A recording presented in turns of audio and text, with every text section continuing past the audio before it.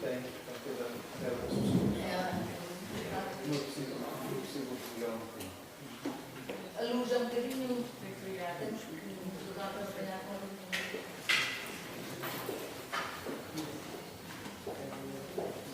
Boa tarde a todos.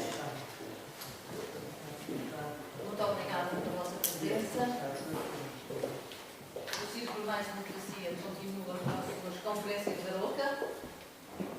Desta vez uma conferência com um tema diferente, que não é contemporâneo, mas o passado também é importante.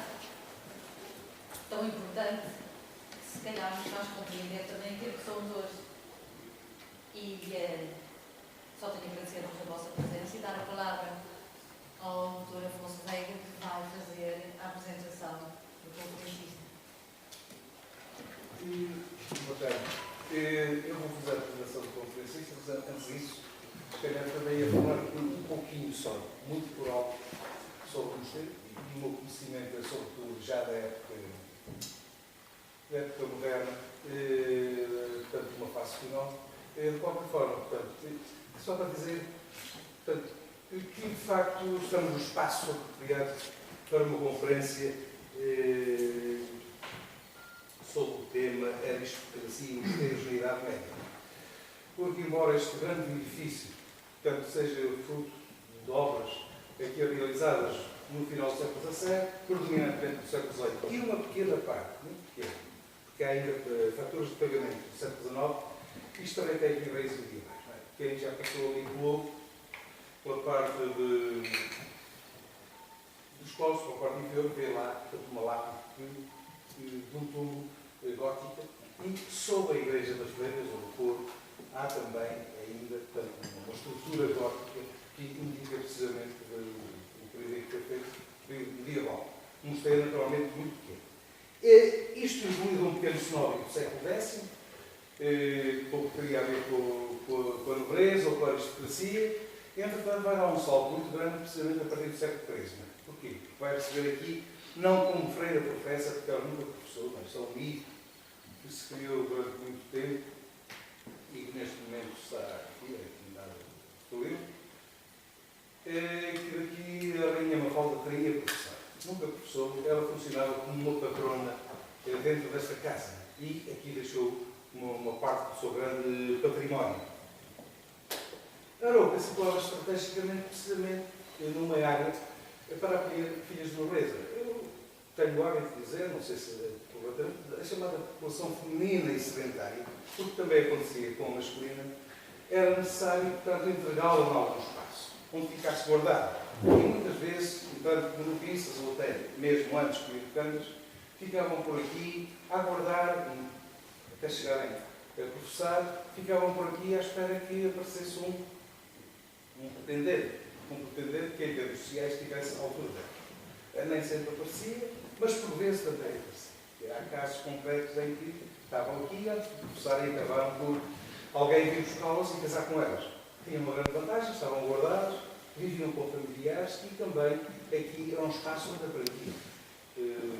Um espaço de cultura, nomeadamente da música. Não é? E a Arouca situava-se precisamente num espaço estratégico para receber essas filhas da nobreza, porque, como toda a gente também sabe, portanto, a nobreza, a mais velha nobreza, situa-se aqui no Entre do Lourinho, atrás dos montes, e depois aqui na Beira, que era uma grande região, aliás, onde a Arouca estava incluída, e que de lá abaixo até ganha a Beira. Há aqui uma senhora no século XVIII que vem e ganha a Beira. A Dona Mafalda, portanto, trouxe para aqui, portanto, tornou isto, de facto, uma instituição, passando, como estava na moda na altura, os nossos primeiros reis gostavam muito da ordem de Cister, sendo antes um pequeno cenóbio divino, acaba por integrar também a ordem de Cister. É precisamente no século XIII. E a partir daí é que este mosteiro começa a adquirir a dimensão, uma dimensão maior, portanto, e até chegar a este ponto. Porque as senhoras que herdaram, através dos abadessados que eram eleitos, herdaram entre aspas, sempre se consideraram as herdeiras da rainha. E, portanto, era a Arouca aqui, Levão mais a sul, e depois Porto Alegre, isto pelo menos no século XVIII, que eram grandes mosteiros que recolhiam nobreza feminina. E, portanto, as senhoras aqui eram, todos aparece dona, fossem professas ou seculares, eram tratadas por dona. E de vez em quando lá abaixo ao Alcobaça, nos capítulos gerais, revoltavam-se um pouco contra isso, não é? E depois diziam que o tratamento, proibiam os padres de fazer isso, e que o tratamento dado a estas senhoras, não é? Era um tratamento de muita vaidade, nenhum espírito religioso e ânimo todo secularizado, não é? E dariam apenas o tratamento de senhoria às madres donas abadesas e às que o tivessem sido. Às educandas e senhoras escolares, o tratamento de mercê, exceto àquelas que, pela sua distinta qualidade, tivessem tratamento especial determinado pelas leis de Sua Majestade. No que se refere à sua origem social, também os capítulos de Alcobaça nunca se cansam, exatas dos capítulos de Alcobaça, de repetir que aqui se observasse inteiramente e sem moderação, interpretação ou alteração, que não seriam aceitos noviças que não fossem das distintas nobrezas das suas províncias, ainda no caso de maiores conveniências, e ao mosteiro se oferecessem, e acrescentam que se não admitissem pessoas algumas que não fossem nobres por seus pais e avós, sem mecânica alguma, nem ainda que quisessem dar dote do brado. Portanto, isto é uma casa de senhoras aristocratas, é isto que o Sr. Professor Sotomayor Pizarro nos vai falar, mas num período bastante mais longínquo, que é a Idade Média. Também, e depois de acordo com ele, tivemos aqui a conversar um bocadinho sobre, enfim, é um medievalista consagrado, um homem que tem uma preferência especial pelo tratamento destes temas, e então ele disse, isso não vale a pena, porque eu depois vou apresentar o meu currículo. De qualquer forma, portanto, eu tenho muita honra nisso, a Universidade de Porto, Faculdade de Letras, que eu também frequentei, onde foi mestre em 1927, se doutorou em 1998 e passou a professor agregado em 2007. Professor na área da história medieval. Portanto, o académico, além de fazer parte de inúmeras instituições de caráter cultural e histórico, portanto, que ele depois apresentará, é o académico correspondente à Academia de Ciências de Lisboa, onde desde 2014 é o diretor dos Portugal e Monumenta Histórica, da Real Academia da História de Madrid, da Real Academia Matritense de Heráldica e Genealogia e do Instituto Histórico e Geográfico de São Paulo. Ele é um discípulo do grande medievalista que é José Mateus, um dos grandes medievalistas, e de Luís Adão da Fonseca. Tem mais de 90 publicações feitas e, entre essas 90, uma síntese, uma redução, destacamos algumas, não é? Portanto, uma delas é os patronos do Mosteiro de Grijó, Evolução e Estrutura da Família Nova, séculos X a século XIV, publicado em 1987. Linhagens medievais portuguesas, genealogias e estratégias, entre 1279 e 1325, em 3 volumes, Porto, 1999, Dom Dinis, 1261 a 1325, Lisboa, 2005, e segunda edição, em 2008, Inquirições Gerais de Dom Dinis, 1284, Lisboa, 2007, Inquirições Gerais de Dom Dinis, 1288, 1290 e 90, Lisboa, 2012 e 2015, Aristocracia e Mosteiros na Rota de România, a senhorialização dos Paulo Sousa e Tâmega. Portanto, depois, o Douro, séculos X a XIII, 2014. Depois, o Paço de Giela, História do Monumento, publicado, este que será a obra mais recente, em 2015. Portanto, agora vamos ouvir o Sr. Professor falar coisas interessantes sobre monges e mosteiros. Muito obrigado. Não se importa.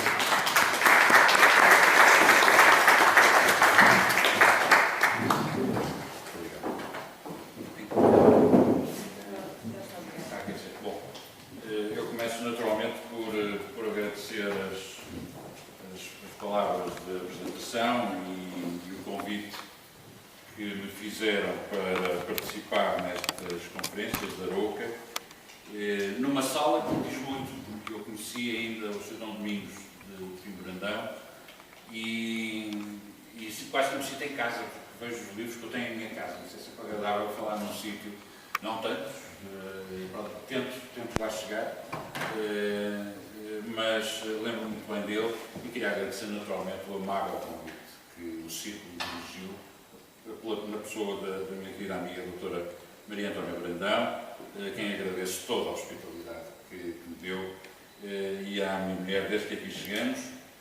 A minha mulher é uma Mafalda, portanto eu não podia estar num sítio melhor senão a falar no Mosteiro de Aroca, onde a figura de Santa Mafalda é tão importante para todos nós. E muito obrigado ao Dr. Afonso Veiga pela sua apresentação, muito amável e, naturalmente, muito inspirada no trabalho que fez sobre o mosteiro para uma época muito posterior àquela que eu vou falar e com monjas muito diferentes daquelas que eu vou aqui apresentar. E, se não se importa, então, muito obrigado. Eu vou passar a apresentar esta conferência, começando por justificar um pouco o tema e o título da conferência. O tema é fácil de justificar, uma vez que, como acabaram de ouvir, publiquei, muito embora com data de 2014, efetivamente saiu só em 2015, um livro que foi encomendado pela Rota do Românico para fazer uma análise, uma síntese sobre a relação da aristocracia com os diferentes mosteiros que são, ou que estão abarcados, como sabem, pela Rota do Românico. E é esse, no fundo, o tema que aqui vou apresentar. Creio que é interessante percebermos como, desde o início, há uma articulação muito clara entre o grupo aristocrático e a implantação monástica e a importância que essa articulação tem na forma como o território se vai desenvolvendo e se vai organizando. O título Aroca entre os vales do Sousa e do Douro, muito embora não seja um especialista em geografia, é óbvio que Aroca não está entre os vales do Sousa e o Vale do Douro. Está bem perto do Vale do Douro e, em grande medida, faz parte dessa grande bacia hidrográfica que o Douro significa, mas Aroca está ali entre aspas, porque Aroca é um modelo. Aroca foi, eventualmente, como de resto o instrutor muito bem referiu, é um dos exemplos maiores da forma como essa ligação entre aristocracia e mundo monástico resultou na criação de instituições poderosíssimas. O exemplo deste edifício não deixa margem para dúvidas quanto a isso, precisamente porque a esse mosteiro se associou a primeira família do reino, que é a família real. E, portanto, a partir do momento em que as filhas de Dom Sancho I se associam, quer a Aroca, quer a Lourbão, em particular, menos com Celas, com a Infanta Dona Sancha, o mosteiro de Celas nunca atingiu a dimensão nem a importância que Lourbão e Aroca atingiram, de facto há um antes e um depois da chegada ao governo dessas instituições por parte das infantas rainhas Teresa e Mafalda, nesses dois cenóbios. Portanto, o que eu vou tentar, numa primeira parte, apresentar é como é que essa articulação aconteceu, como é que a fundação monástica, desde muito cedo, se vê amparada à sombra da proteção de diversas famílias da aristocracia e como é que depois, no terreno, essa segunda parte, como é que depois no terreno se percebe essa ligação tão próxima entre instituições monásticas ou igrejas, não tem que ser necessariamente comunidades monásticas, e as famílias que dominavam essa região. Portanto, enfim, eu espero ter calculado bem para os 40 minutos que me sugeriram que falasse. Eu espero não ultrapassar muito esse tempo. Portanto, gostava que, a partir de agora, é que contassem os 40 minutos. que já são 5h20 e eu só agora é que comecei a falar. Fizemos as interrupções por meio. Podemos fazer interrupções e sempre que queiram. Creio que o ambiente é informal. Quando quiserem, não perceberem algo, façam pergunta, interromper, porque estou habituado a ser interrompido nas aulas e, portanto, tenho muito gosto em esclarecer. Esta primeira parte pode eventualmente suscitar algumas surpresas. A história de Portugal ainda está, particularmente para o período medieval, ainda está muito amarrada a mitos, ainda está muito amarrada a ideias pré-concebidas, a ideias feitas, que vêm sobretudo da historiografia do século XIX. A historiografia do século XIX ainda temos hoje quase a obrigação de a depurar, de a analisar com muita calma, de limpá-la de muitos preconceitos, de muita carga ideológica que ela carrega atrás de si e que tem, de alguma forma, condicionado muito a forma como nós nos aproximamos do passado. Seja pela postura, muitas vezes, anticlerical de alguns historiadores, o caso de Herculano, por exemplo, que é um dos grandes nomes da historiografia europeia do século XIX, mas que não conseguiu resistir à sua natural, em meados do século XIX, da sua tendência anticlerical, que era comum um pouco em toda a Europa também, sem querer nós, muitas vezes, a questão do milagre de Eurico talvez seja uma das questões mais interessantes desse ponto de vista, e muitas outras coisas. Historiadores como Oliveira Martins, ou como um Teófilo, ou outros,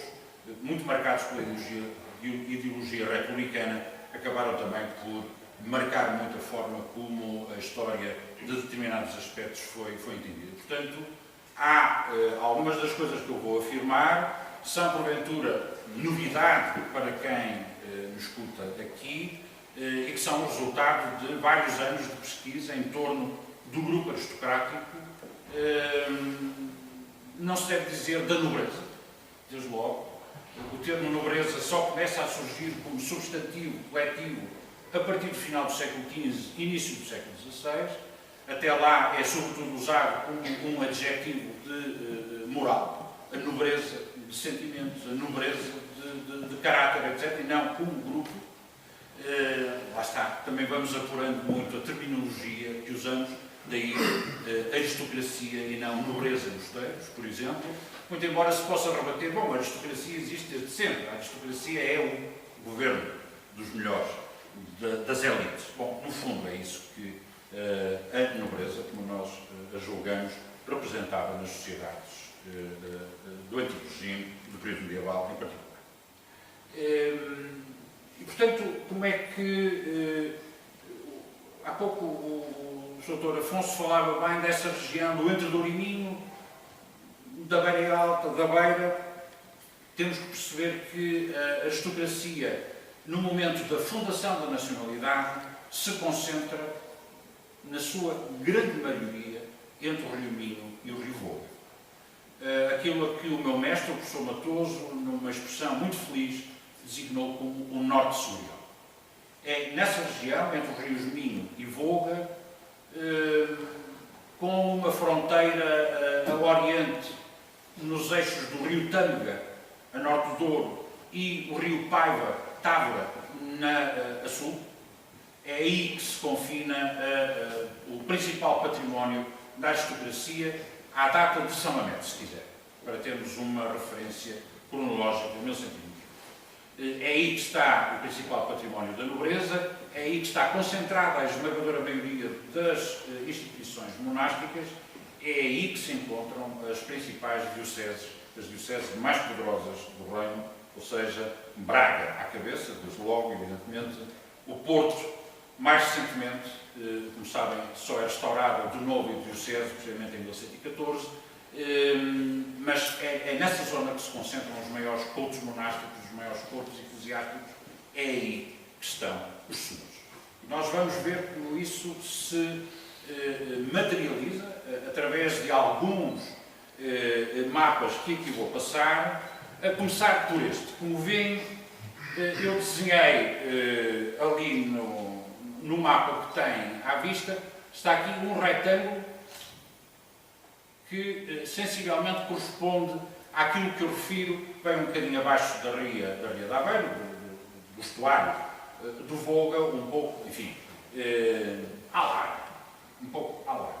Já veremos como este espaço aqui, que coincidiria hoje com o norte de Aveiro, aqui ao Var, mesmo Santa Maria da Feira, a zona da Feira, está bastante despovoado de nobreza até meados do século XIII. Só a partir de meados do século XIII é que começamos a assistir à chegada de, ou pelo menos na documentação, não quer dizer que já não estivessem lá eventualmente, mas começa a surgir na documentação a referência a famílias da nobreza naquela zona mais do sul daquele retângulo.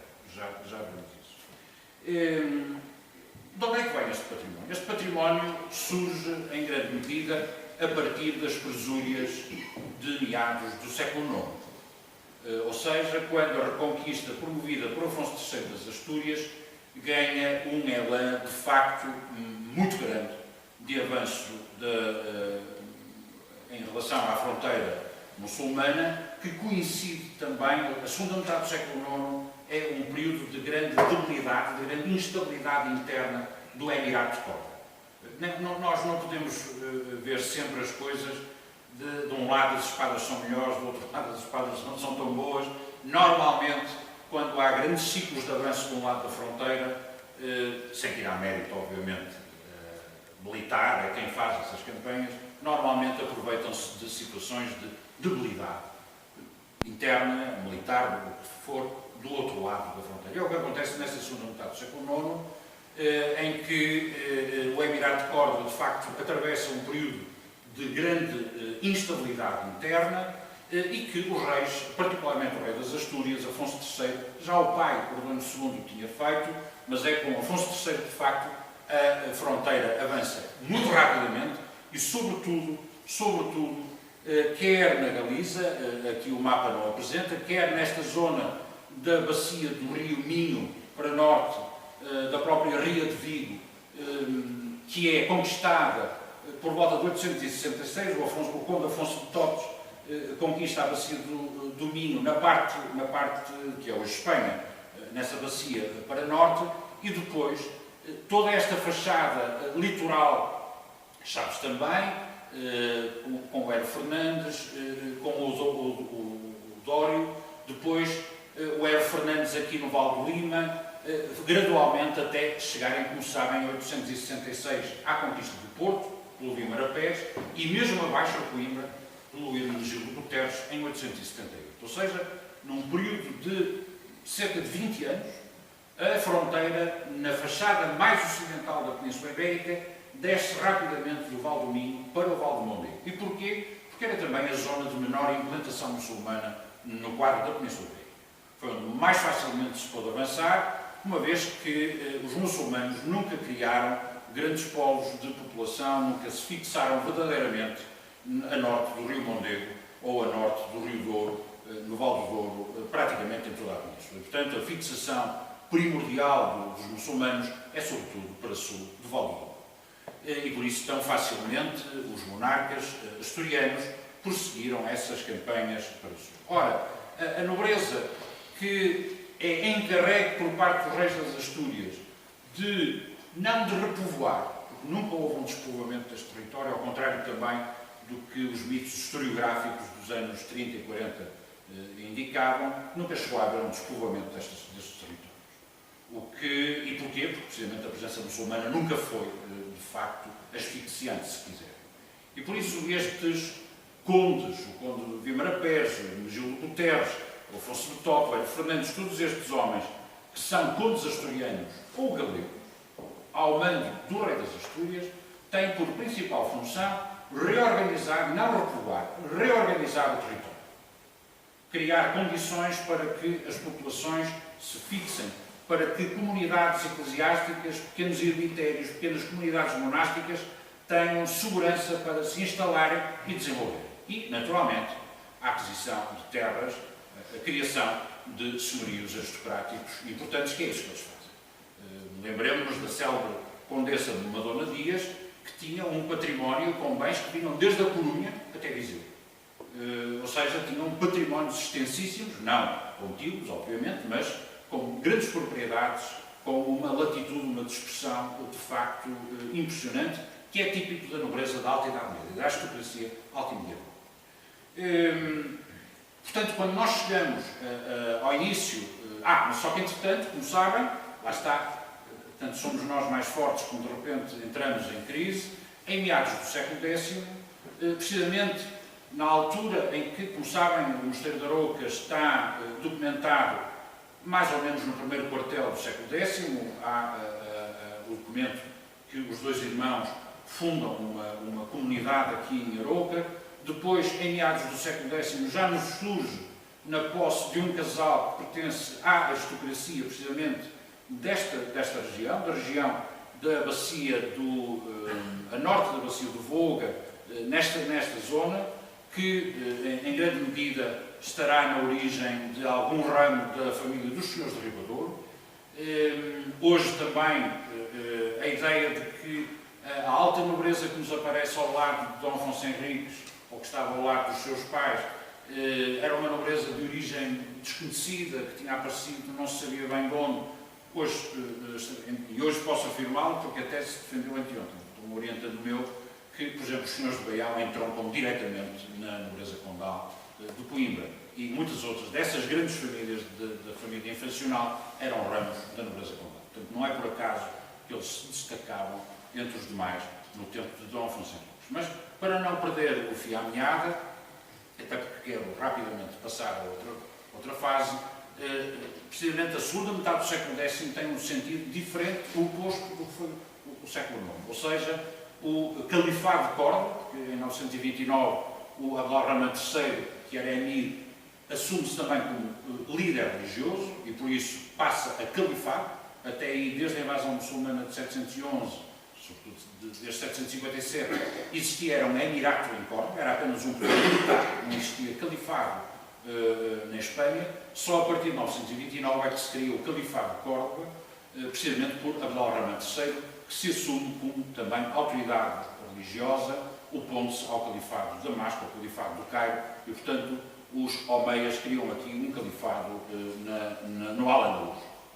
E até meados do século X, os monarcas asturianos ganharam, perderam, enfim, é um pouco, nós diríamos, um pouco taco a taco, mas a partir de meados do século X, lá está, precisamente por questões internas dentro da monarquia asturiana, várias linhas de sucessão, os muçulmanos vão ganhando uma importância militar, uma acutilância militar que vai desembocar nas grandes campanhas do final do século X, conduzidas pelo célebre Almansor, que vai fazer com que todo o território que tinha sido conquistado a sul do Rio Douro se perca de novo. Apenas em 2 ou 3 anos de campanhas volta a ser perdido para o Califado de Córdoba. E, portanto, quando chegamos ao final do século X, no início do século XI, a fronteira entre o Al-Andalus e o Reino das Astúrias está de novo na linha do Douro. Ou seja, a família condal de Coimbra e a família condal portucalense perdeu todos os territórios situados a sul do Rio Douro, particularmente para a nobreza condal de Coimbra, que inclusivamente patrocinou as invasões de Almansor. Foi o fim dessa família, foi o fim dessa rede, digamos assim, de familiar que controlava uma grande parte do território situado, sobretudo entre o Volga e Coimbra. Portanto, ao longo do século XI é um século, sobretudo até meados do século XI, é um século de rearranjos. Também o Califado de Córdoba vai implodir, após a morte de Almansor e do seu filho Abdal-Malik, entra numa crise profundíssima até que se extingue, cerca de 1035, dando origem a um ciclo dos chamados primeiros reinos taifas, ou seja, todo o grande Califado de Córdoba se pulveriza num número de dezenas de reinos, o reino de Granada, o reino de Sevilha, o reino do Elba, o reino de Niebla, o reino de Córdoba, o reino, pequeninos reinos, que vão ser a trama política do século XI muçulmano na Península, com uma série de cortes, o que lá está vai ser aproveitado pelos monarcas cristãos, agora Fernando Magno, para dar de novo um impulso importante à Reconquista, no fundo colocando em 1064, com a conquista de Coimbra, onde estava a fronteira antes das invasões do Almanzor. Portanto, como veem, a linha de fronteira sempre foi, na Península Ibérica, até meados do século XIII, como uma linha da água do mar. Ou seja, vem a onda, molha, depois vai para trás, seca. Temos este ondular, digamos assim, de uma linha que vai bem ao sabor da corrente, ao sabor do poderio maior ou menor de um lado ou do outro da fronteira, para além de outras condições de natureza económica, de natureza de fomes, de pestes, enfim, de muitos fatores que condicionam, como é óbvio, o desenvolvimento político. Não depende só, obviamente, dos homens. Situados, portanto, no final do século XI, Afonso VI, depois, enfim, muitas vicissitudes, não importa, cria, pela primeira vez, uma estrutura política que divide a velha Galécia ao meio. Nunca se tinha provocado uma ruptura, nunca se tinha feito uma ruptura. A Galécia, como sabem, terminava no Rio Douro. O Rio Douro sempre foi a fronteira, desde o tempo do Diocleciano, no século III d.C., da reforma, a grande reforma das províncias romanas da Espanha. O Rio Douro separava a Galécia da Lusitânia. Sempre foi esse. E, de facto, o Rio Douro,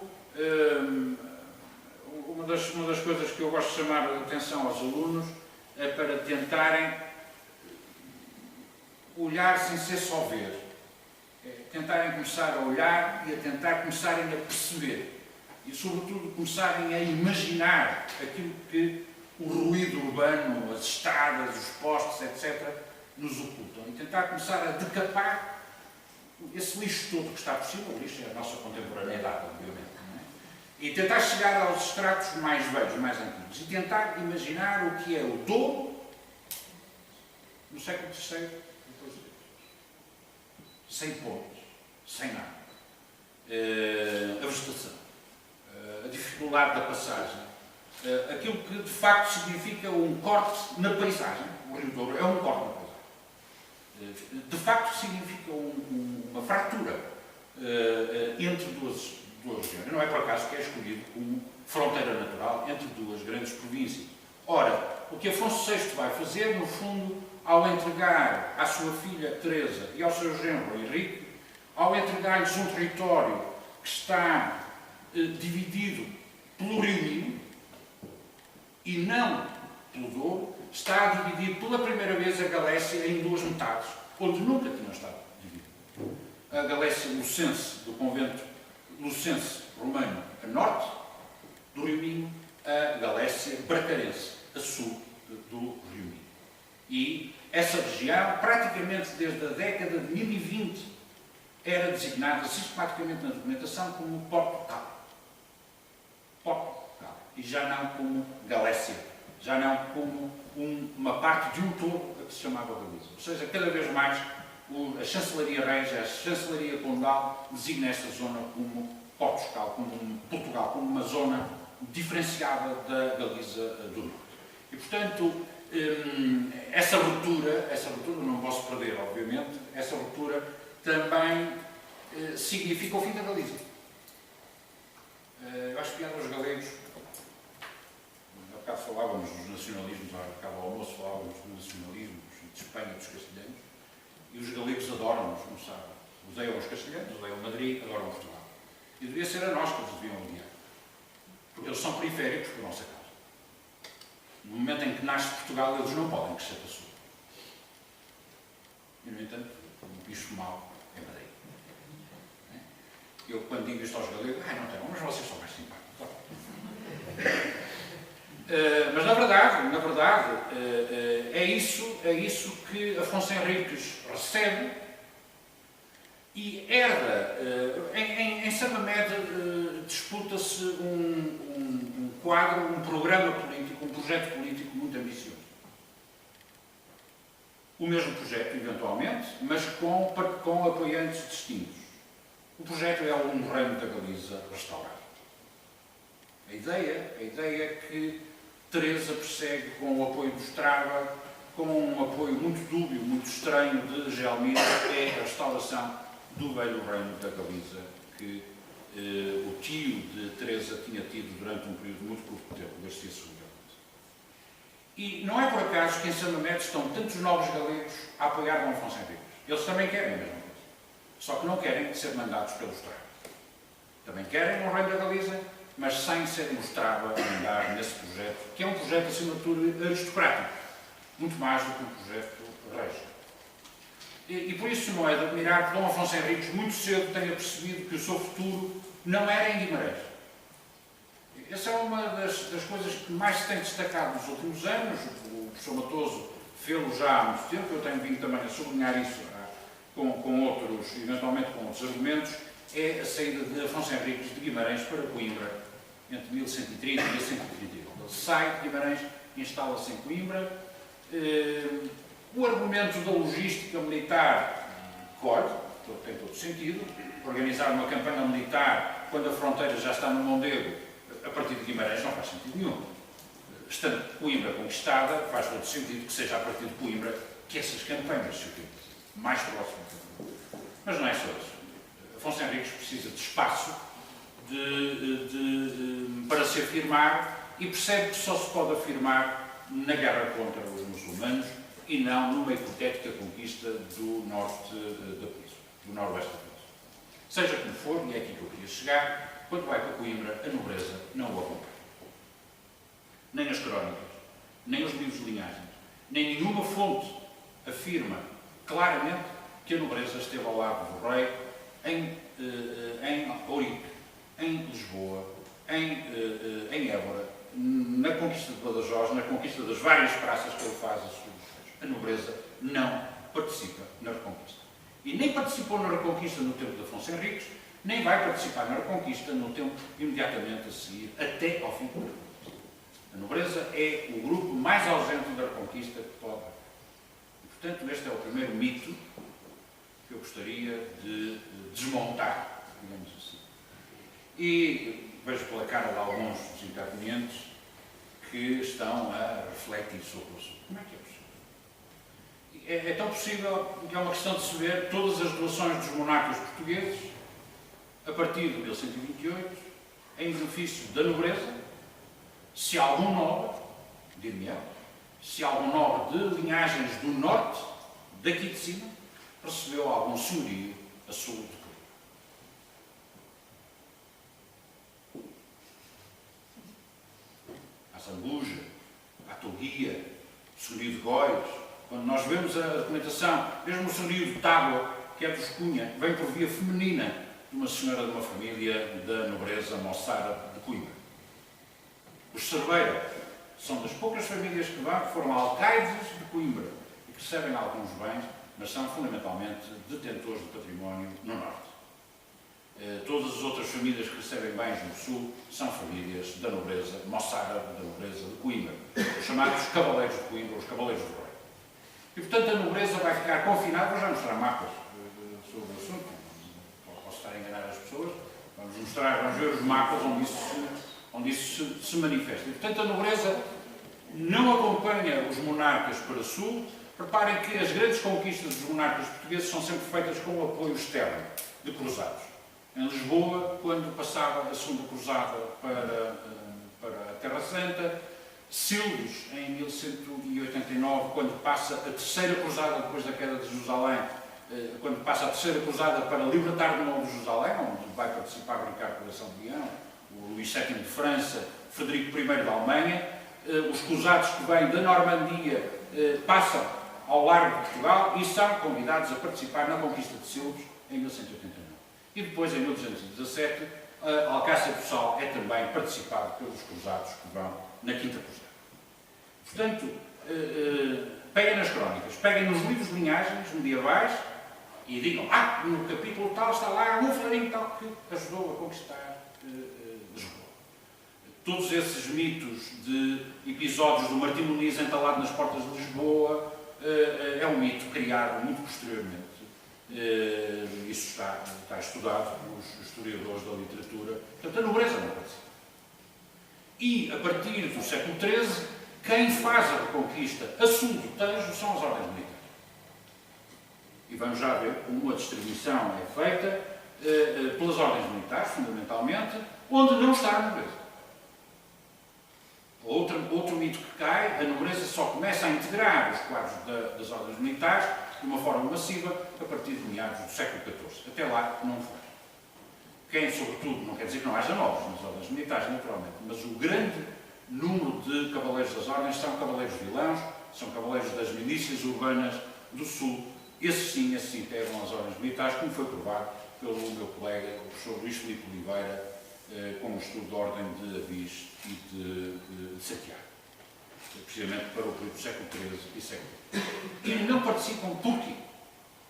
E não vão à reconquista. Porquê? E este é o terceiro mito, não quero estragar mais o imaginário das pessoas, é que não existe a exclusão dos filhos segundos até à criação do Morgadinho. Os filhos segundos não são excluídos da herança paterna, ao contrário do que o meu mestre pensava. De facto, ele equivocou-se nisso, ele deu-me razão. A minha tese é provar que ele não tinha razão, não foi propriamente fácil nesse aspecto, não no resto, obviamente. De facto, não há. O Morgadinho é precisamente para impedir a pulverização do património pastoral. Se todos os filhos eram, não há património, por muito grande que seja, que resista à sucessiva partilha hereditária. Daí a necessidade de criar um instituto jurídico próprio, que é o Morgadinho, que permite bloquear uma parte significativa do património e transmiti-la intacta à geração seguinte e, eventualmente, até acrescentá-la através de casamentos. Vamos então ver como é que os reis portugueses se serviram disto. Como é que eles organizaram o reino a partir de 1928. Este é um mapa, eu vou usar mapas que só um ou dois mapas é que são de criação minha. Eu vou usar mapas alheios, tipo CUT, para demonstrar aquilo que tenho vindo a afirmar, obviamente. Este é um mapa que não é um mapa muito limpo, tem mais informação do que é necessário. Um bom mapa é quando tem apenas o QB. E este tem excesso de informação. Todos nós, às vezes, olhamos para um mapa e perdemos mais tempo a procurar a legenda do que propriamente a perceber o que o mapa quer, que tem informação a mais. Este é um caso de um mapa interessante, tem bastante informação, mas deveria ser, para ser bem útil, ser dividido em dois mapas diferentes. Mas não importa. Principais estradas, castelos, solares, mosteiros dentro do Ourininho. E vemos ali a concentração brutal de instituições e de senhorios concentrados num território muito exíguo. Todos nós sabemos o que é o Ente do Ourininho, é muito exíguo.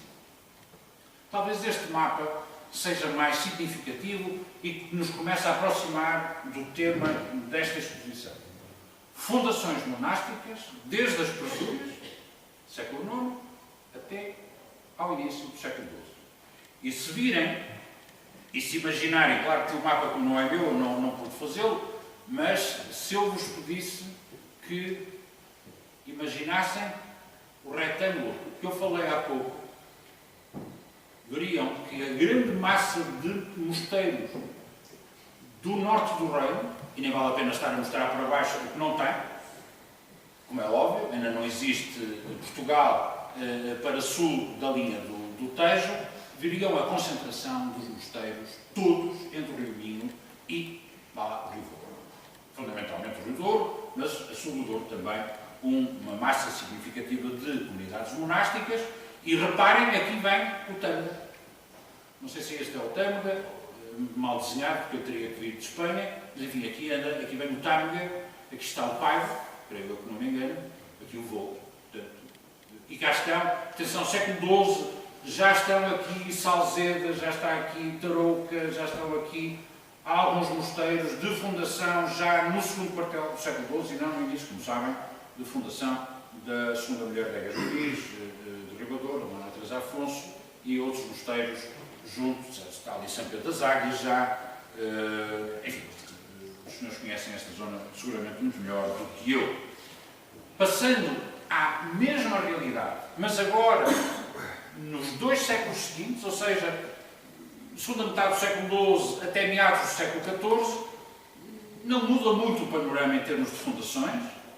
Assistimos sim à criação de mosteiros urbanos, que são as ordens mendicantes. São franciscanos e dominicanos que se implantam sobretudo nas cidades, mas as fundações continuam a apontar. Claro que aqui tem por ordem religiosa, estamos a ver a Mancha no seu conjunto, agora não vamos estar a ver aqui se este é de Clarissas, se aquele, enfim, não importa agora para o caso, não é essa a finalidade desta apresentação. Reparem aqui este núcleo, obviamente, de Coimbra, mas depois, lá está, temos os franciscanos ou dominicanos na Guarda, aqui na Covilhã, eventualmente, enfim, por aí fora. Santarém.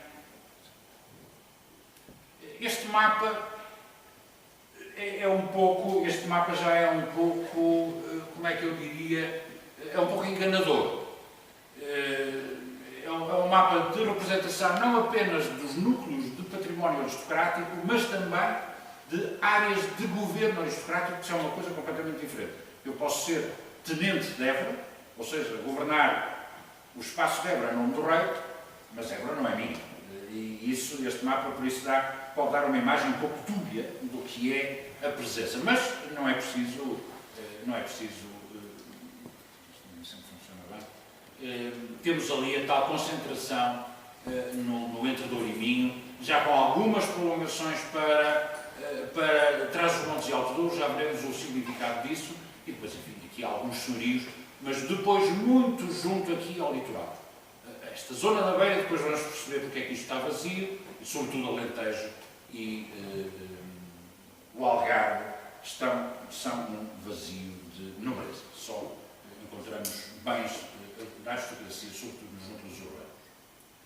E percebe-se porquê. Isto é a escala da ocupação das ordens militares na zona do Val do Tejo para sul.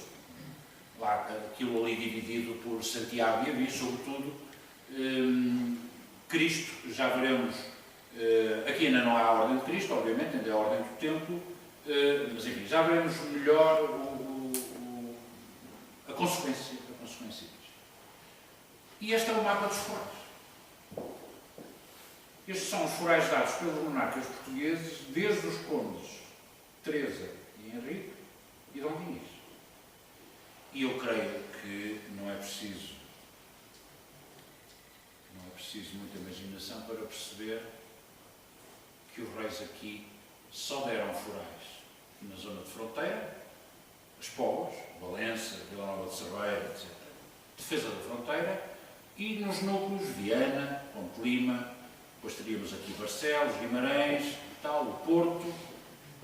De resto, é um verdadeiro vazio de forais, porque o rei não pode criar conselhos num território que é completamente dominado por coutos monásticos, por coutos eclesiásticos e por honras aristocráticas.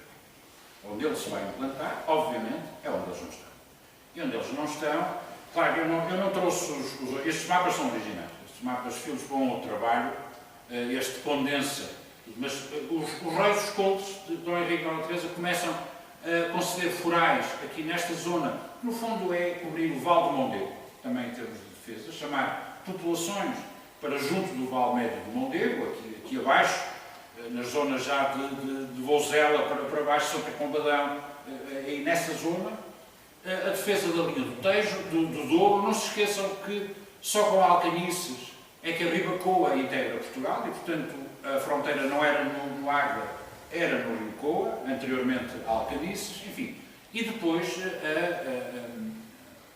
a criação de um espaço conselhio muito vigoroso nesta zona a sul do Val do Mondego e, claro, depois da conquista, com a reconquista do Alentejo e do Algarve, a criação de concelhos. Evidentemente que a forma de povoamento aqui é muito diferente do povoamento do norte. Reparem, Trás-os-Montes, todos estes forais aqui no entorno de Bragança, que é hoje Bragança, Vinhais, Alfândega da Fé, toda essa zona, só com Dom Dinis é que são dados forais a Trás-os-Montes. Quando os Braganções desaparecem. Enquanto os Braganções existem, os reis não dão forais em Trás-os-Montes.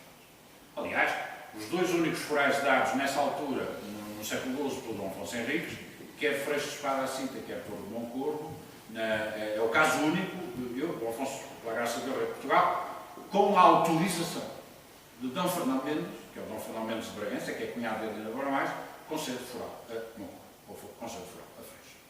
Com o consentimento. É o único caso na concessão de forais dados por monarcas com esse detalhe. E isto é uma distribuição por distritos que representa a mesma coisa. Reparem que os distritos de norte para sul, Viana do Castelo, Braga, Porto e Aveiro, por comparação com os outros distritos em termos de doação de forais, creio que não é preciso dizer muito mais. O gráfico espelha bem a realidade que eu queria referir. E agora, temos as inquisições. As inquisições são um mecanismo único nas monarquias europeias. Com anterioridade, só os monarcas ingleses do final do século XI, Guilherme Bastardo, Guilherme da Normandia, e o seu bisneto, Henrique II Plantageneta, fizeram um tipo de inquéritos parecidos com estes, mas é com os monarcas portugueses, sobretudo a partir de Afonso II, que sistematicamente se começam a fazer estes inquéritos à propriedade. Eu apenas mostro os mapas relativos às inquisições deste ano, feitos por Dom Dinis, mas só para perceber, como sabem, as inquisições eram feitas freguesia a freguesia, com o rei a perguntar que bens existiam em cada freguesia. Por exemplo, o pai de Dom Dinis, em 1258, perguntava em cada freguesia o que é que os proprietários tinham, independentemente do proprietário. Por exemplo, chegava aqui, Arouca, quantos casais tem? Tem X casais. E não sei quem, quantos casais tem? Tem X, etc. Por aí fora. O Dom Dinis, em 1288, pergunta apenas o que é que a nobreza tem. Não está ali a ver se... Não. Já vai diretamente à pergunta que bens é que a nobreza tem. E pelo que nós podemos ver pela mancha de freguesias, eu faço notar que esta parte aqui ao fundo, esta parte aqui do Soares,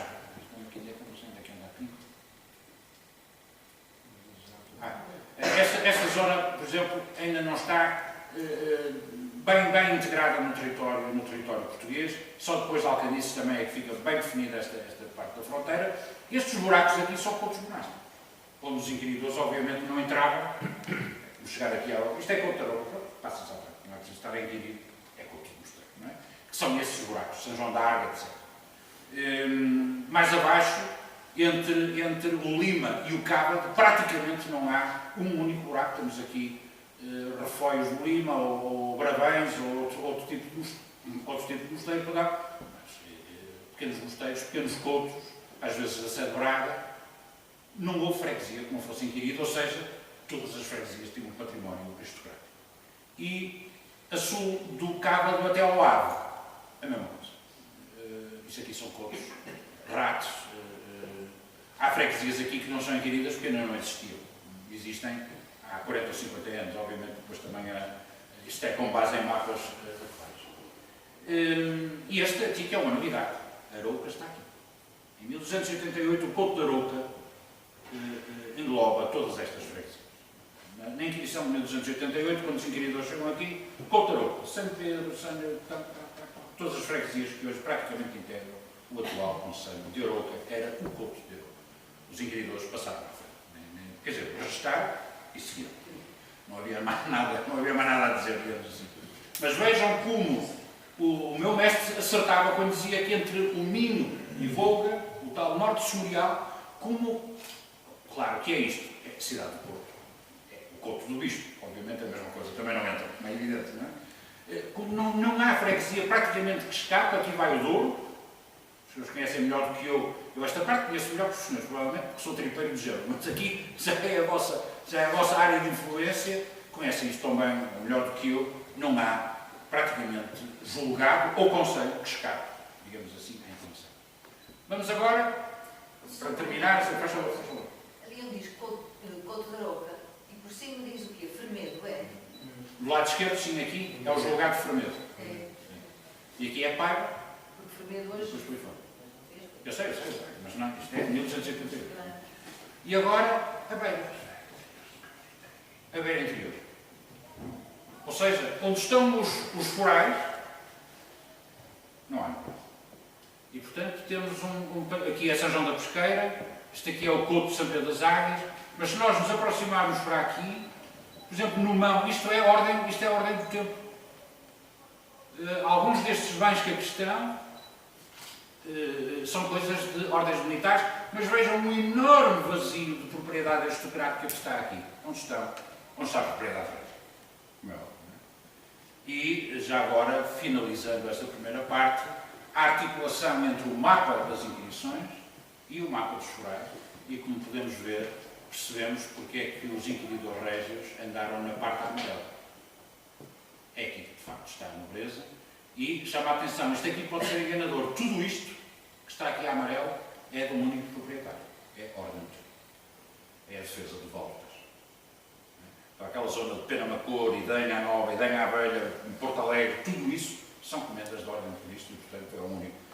Ou seja, porque é que para a coroa é muito prática as ordens monásticas, as ordens militares? São senhorios, mas são facilmente controlados. É só uma cabeça de senhorio, é uma instituição senhorial, mas é muito diferente do que ter aquilo pago por 40 famílias. São muito mais difíceis de controlar com ela. E a prova disso é que quando se extingue a Ordem do Tempo, em 1319, e a bula papal ordena que o património da Ordem do Tempo seja entregue à Ordem do Hospital, como sabem, é essa a ordem dada pela bula da extinção, o Dom Dinis recusa-se a cumprir isso, e tanto faz, que acaba por, com esse património, criar a Ordem de Cristo como sabe. Portanto, recusou-se a entregar esse património à Ordem do Hospital. E cria uma nova ordem, mas diretamente controlada pela coroa, que é a Ordem de Cristo, que a partir daí fica controlada. Vamos então passar para a segunda parte a Maria Antónia vai controlando o Dr. Afonso, porque eu começo a falar mas creio que ainda estou dentro do tempo. Vou ser agora muito breve, até porque o que interessa é agora começarmos a ver mais as imagens e, sobretudo, perceber que famílias é que estão por trás do crescimento ou não, da grandiosidade ou não deste ou daquele mosteiro. Aqui onde estamos já sabemos porque é que ele tem a dimensão que tem. Particularmente a partir do momento em que a rainha aqui entra. Não é? Todos nós percebemos que Arouca, antes dela aqui chegar, seguramente não tinha a escala que depois vai ter. Isso é, por demais, garantido. Não é? Reparem que o grande mosteiro, a Sul do Douro, ou os dois grandes mosteiros, a Sul do Douro, que nos esteja a recordar, é Tarouca, que tem uma dimensão verdadeiramente impressionante para a época, mas acima de tudo Alcobaça. E Alcobaça é rei, não tem nada a ver com... é desde o início da fundação. Bom, este é o espaço da Rota do Românico, onde eu, desde já digo, gostaria muito de ver Arouca incluída, o Conselho de Arouca. Como sabem, a Rota do Românico começou por ser um conjunto de 2 ou 3 concelhos só. Felgueiras, Penafiel, creio eu, começou por aí, Lousada, e gradualmente foi-se alargando, e os benefícios são notáveis. Vocês vão ver edifícios que há 20 anos eram absolutamente impossíveis de visitar e que hoje em dia estão um brinco, a maior parte. Sinceramente, vale a pena que as autarquias investam neste projeto, porque em termos de salvaguarda do património, na região do Norte não conheço nenhum programa que tenha salvo tanto património, que eu pessoalmente, eu sou do lado da minha mãe, sou da área de Felgueiras e havia mosteiros nessa zona, igrejas que estavam completamente em ruína, que hoje pelo menos têm um telhado novo, pelo menos já não chove, como acontecia em muitos mosteiros, infelizmente um pouco por todo lado. E já se podem visitar. Outra coisa que era irritante era alguém chegar para ver um edifício que é monumento nacional e ter que adivinhar que a chave não é uma senhora que vive a 2 km, que está no meio das espolvos e tal, que tem lá a chave e que vai... Isso é impossível. Agora pode-se marcar visitas ou estão permanentemente abertos para visita. Claro que Arouca é diferente, é um mosteiro com um edifício, um monumento com outra escala, mas todos nós sabemos que, não sei se chegar a Cárcere, se pode visitar Cárcere a qualquer hora, ou Tarouquel, ou outros mosteiros mais pequenos se podem visitar, provavelmente não. Não sei, conheço menos bem esta zona. Portanto, foi esta zona, e esta zona que eu dividi no tal livro em 4 espaços, que são espaços de influência aristocrática, entre, vamos ver cada um deles segmentado, aqui entre o Vizela, o Sousa, o Ferreira, até se chegar ao Rio Douro, depois uma segunda parte entre Tâmega e Sousa, portanto a margem direita do Tâmega e o Val de Sousa também até ao Rio Douro, margem esquerda do Tâmega e Douro, portanto, e as zonas de Mar Canaveses, Baião e finalmente esta zona que mais recentemente integrou o Românico, que são estes concelhos de Castelo de Paiva, Sinfãs e Rezende, que vamos ver também, que são vizinhos aqui de Aroca precisamente, vamos ver também algumas imagens do filme.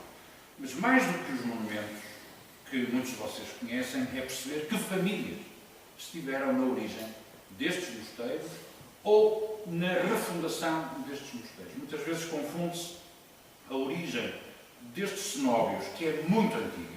O caso de Aroca é fundado em meados do século X, mas verdadeiramente vamos ter que aguardar os finais do século XI para ele ter como comunidade, tudo isso associar-se primeiro à regra beneditina, mais tarde às cistercienses já no início do século XIII, como sabem, através de intermédio da própria rainha Santa Mafalda.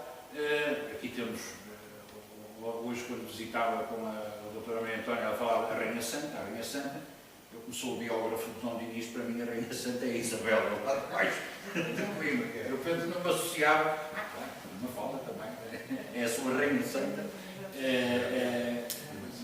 Por diferença, a pessoa tem que se situar. Não é Santa, parece que nós, se calhar há várias pessoas santas que falam menos do que a nossa beata. Mas, para perceber que há de facto uma mutação muito grande no final do século XI. Pequeninas comunidades monásticas, até ermitérios, com 2, 3 monges, comunidades dúplices, muito dentro das regras frutusianas, antigas regras hispânicas de monacato hispânico, com comunidades dúplices, comunidades de homens e de mulheres, como foi o resto da Aroca, até meados do século XII, até que depois finalmente passou apenas a comunidade feminina, como sabem, encaixa sobretudo no período da chamada Reforma Gregoriana, muito injustamente chamada Reforma Gregoriana, porque incide o foco apenas em Gregório VII, que é de facto um dos pontífices mais importantes nessa reforma da estrutura da Igreja, mas que é um processo que vem de trás, vem de meados do século XI e que terminará de alguma forma na Concordata de Worms em 1122, mas que se prolongará ainda até meados do século XIII num contínuo de reforma da estrutura eclesiástica. E por isso a imposição a partir de Roma de uma única forma de comúnio, de regulamentação monástica com base na regra de São Bento, na regra beneditina, ou de cônegos grandes de Santo Agostinho. Esse é o padrão do mundo monástico, e quando se diz que se fundou um determinado mosteiro em finais do século XI, na verdade não há uma fundação ex nihilo, uma fundação de raiz, mas sim uma adaptação dessas antigas comunidades às novas regras, digamos assim, do monacato. Portanto, muitas vezes esta confusão de que fulano, por exemplo, no mosteiro que eu estudei de Lijó, na tese de mestrado, que o Sr. Fromarigos fundou o mosteiro de Lijó. Ele, de facto, não fundou. Reformula a comunidade e faz uma grande doação ao mosteiro, e depois, mais tarde, o filho, Nuno Soares, obtém a carta de couto da Rainha Dona Teresa. Portanto, vamos ver um pouco estes mosteiros. Começando por esta zona, estes mapas também têm interesse para vermos, porque eu aqui só vou mostrar os mapas já no fim do processo, isto é, nessas inquisições de 1288-90. Num livro que tem o que era este espaço administrativo em 1220, o que era em 1258 e depois, nesta fase, através sempre de inquisições. Este é o espaço, no fundo tem ali os atuais concelhos de Felgueiras, Lousada, Paços de Ferreira e Paredes, fundamentalmente são esses os concelhos que ali estão. Por exemplo, ali a verde, em cima, eram freguesias que pertenciam a Guimarães, ali a zona de Valdevizela, ali aquelas a creme eram das terras de Basto, mas enfim, fundamentalmente são aqueles quatro concelhos que ali estão. E começamos por aquele que é, porventura, o maior mosteiro do norte, digamos assim, garantidamente medieval, que é o mosteiro de Pombal. Um mosteiro beneditino da maior importância. De resto, o edifício, o tamanho O que nós vemos ali é, de alguma forma, uma cobertura que faz com que pensemos que não é um edifício medieval, mas lá por dentro é uma igreja românica do século XII, só que depois, enfim, as torres e a cabeceira, a velha cabeceira foi rasgada para se construir a capela barroca, tal como aconteceu na Sé de Porto, mas as capelas laterais, ainda se vê atrás os absidíolos atrás das capelas laterais, o grande claustro. Isto que está à nossa vista, dentro é uma igreja medieval, uma igreja do século XII. É um grande mosteiro, e é um grande mosteiro porquê? Porque a família que protegeu este mosteiro é a mais importante de todos. São os Sousas, são os senhores de Sousa. Indiscutivelmente é a principal família do reino, desde o século X, muito provavelmente também com origem na nobreza condal. Ainda falta encontrar algumas pontas, mas é quase certo que sim também.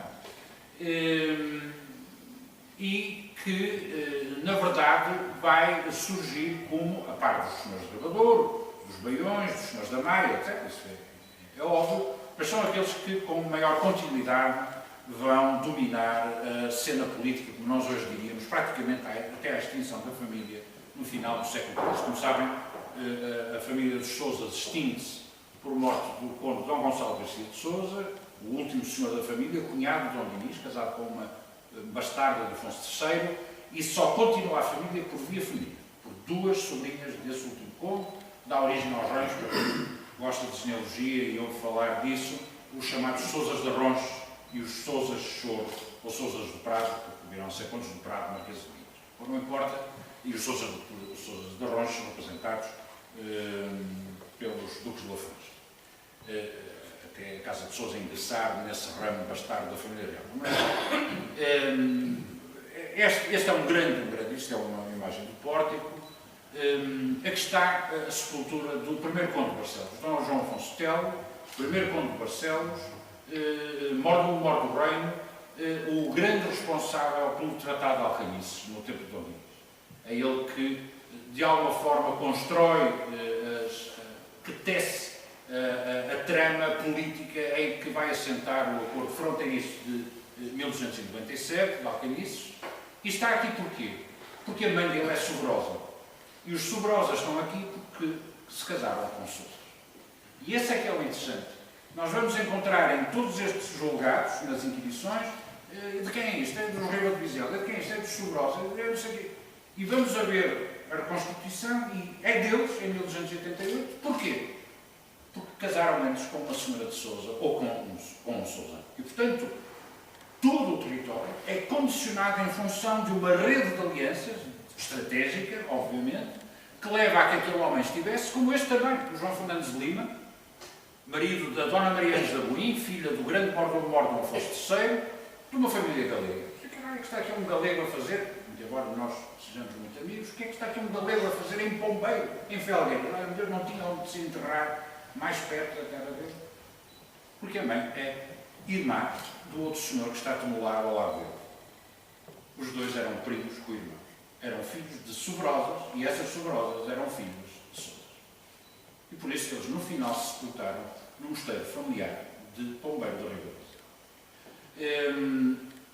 Lá está que, com patronos desta envergadura,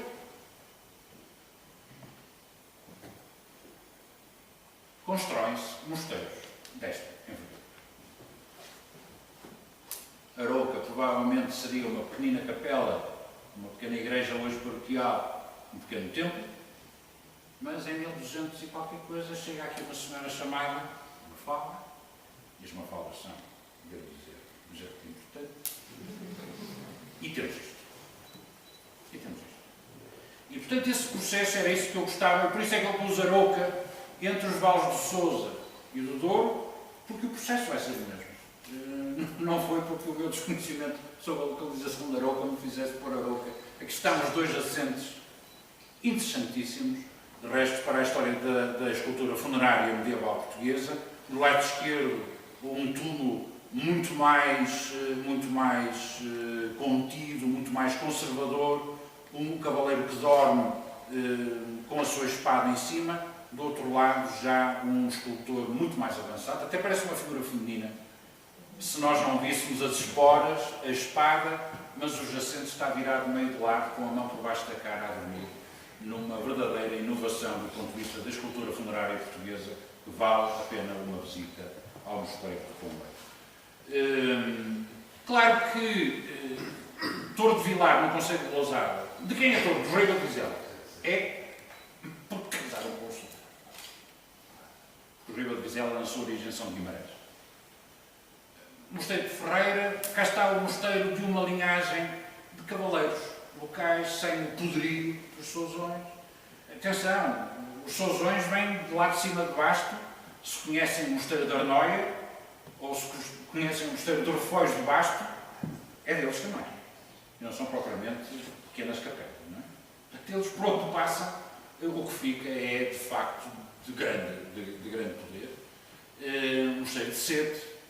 É muito interessante, porque também vemos aqui na linha do Val do Douro, um São Martinho de Mouros, por exemplo, o aspecto fortificado destas igrejas. Estamos com igrejas ou mosteiros de século XII, XIII, do românico, chamado românico português, porque é um românico mais tardio, como sabem também. Aqui o claustro de Sete, creio que este primeiro túmulo vê-se bem a gravura de uma espada, portanto, vários nobres se sepultam aqui. Quando eu estudei o mosteiro de Grijó, eu chego a Grijó através de uma lista de 210 nobres, que em 1365 tinham direito de padroar em Grijó. O que é que era? Podiam lá ir comer uma vez por ano, sempre que casassem uma filha, o mosteiro tinha que contribuir para o dote, sempre que armassem um filho cavaleiro, o mosteiro tinha que contribuir para a investidura, podiam-se sepultar no mosteiro, evidentemente que se casavam, se batizavam nesses mosteiros. No início, quando o senhor enfermariz e a mulher dotaram o mosteiro, era uma alegria para a comunidade receber o casal refundador e os filhos. O problema é que estes direitos se transmitiam, quer por via masculina, quer por via feminina. Eu duvido muito que os monges achassem piada, em 1365, quando chegavam os 210 patronos para comer no mosteiro e não iam sozinhos. Porque o rico homem tinha direito a chegar com a sua mesnada, com X cavaleiros, com o seu exército e entrar no mosteiro dentro para comer. Calculam o que era, o que foi, nas comunidades femininas, a chegada de uma mesnada com 40 homens de armas dentro do mosteiro. Os livros de linhagens estão recheados de histórias sobre as consequências dessas almoçaradas patronais.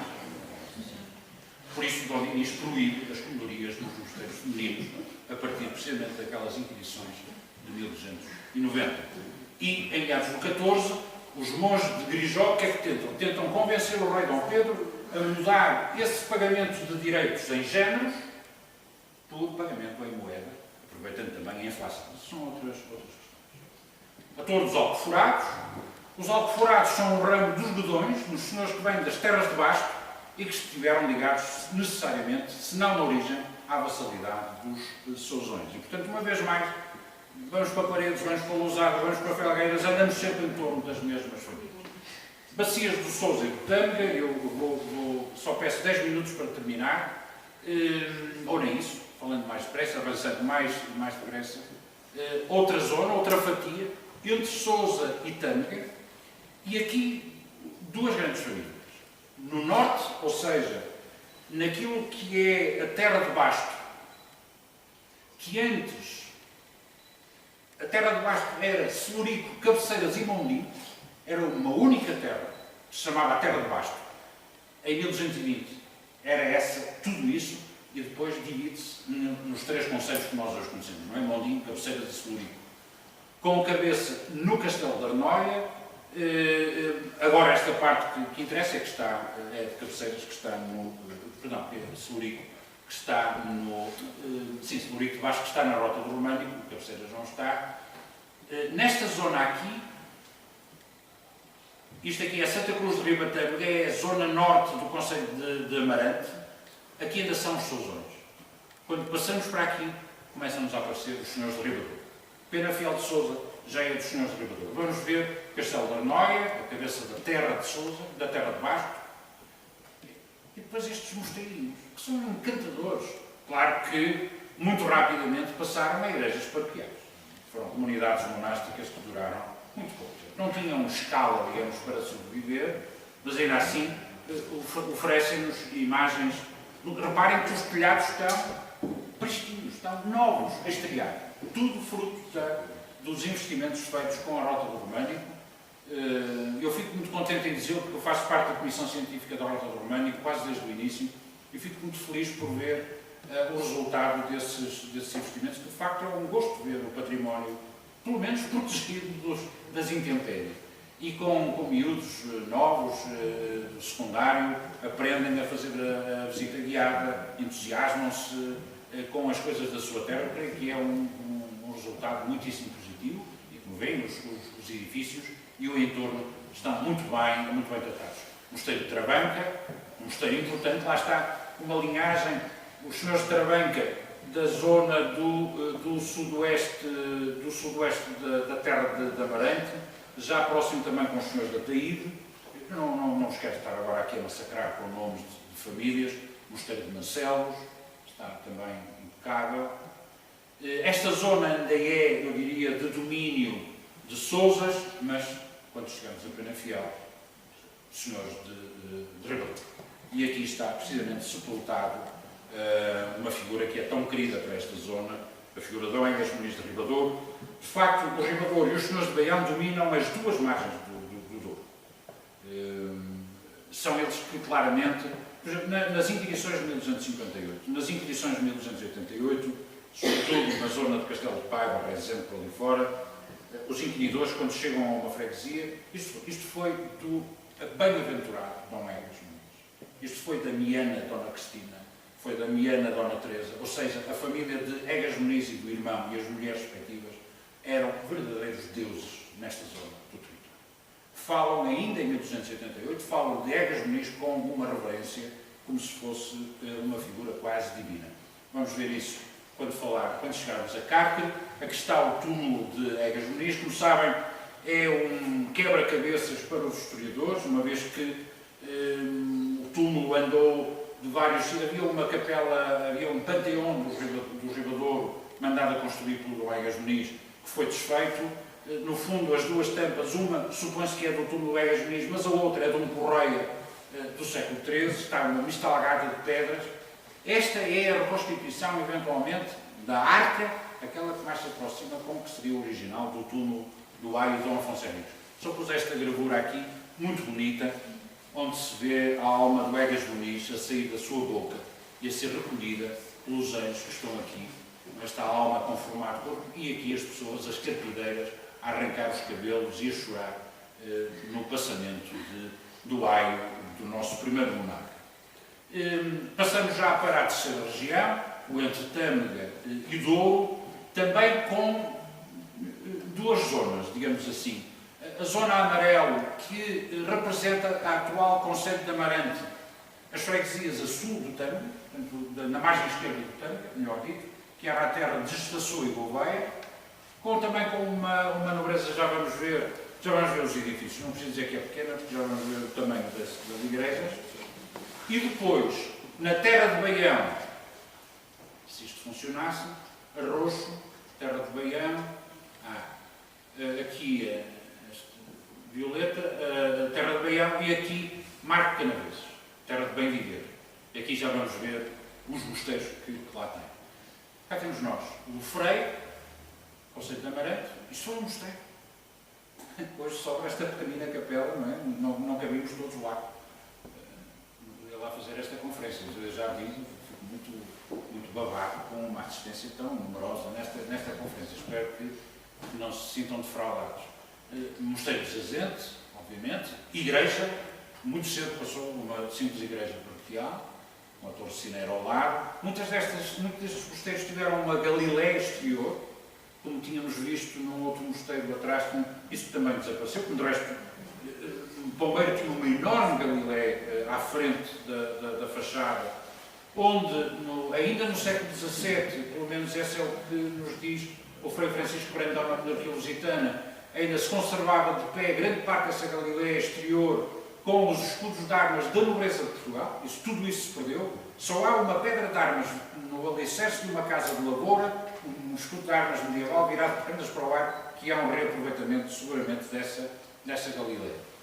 O Mosteiro de Gondar, os Cavaleiros de Gondar, uma das famílias mais importantes nesta zona, lá está também um pequenino mosteiro, uma pequena comunidade, mas vejam como está tudo tão bem arranjado, os muros, tudo impecável.